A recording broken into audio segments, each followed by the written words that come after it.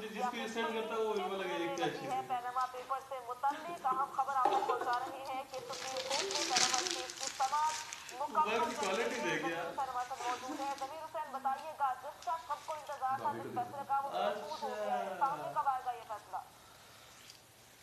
जी बिल्कुल, आज supreme court में पनामा केस की बड़ी अहम समाप्त थी और आज का दिन बड़ा अहम था, क्योंकि समाप्त के हवाले से मैं थोड़ी आपको तफसीलात भी बता दूं और ये भी बता दूं कि आज सुप्रीम कोर्ट में समाप्त के हवाले से बहुत सारे लोगों का रश लगा हुआ है। बहुत सारी गाड़ियां भी मौजूद है, लोगों का रश भी बहुत है और आज सिक्योरिटी भी बहुत हाई अलर्ट रखी गई है खुदा ना खास्ता किसी भी नाखुशगवार वाक़े से निपटने के लिए। और आज मैं आपको इसकी तफसीलात बताऊं कि चीफ जस्टिस की जो सरबराही में 5 रुकनी जो लार्जर बेंच इस केस की समाप्त कर रहा था और नईम बुखारी को कहा गया था कि वो वक्फा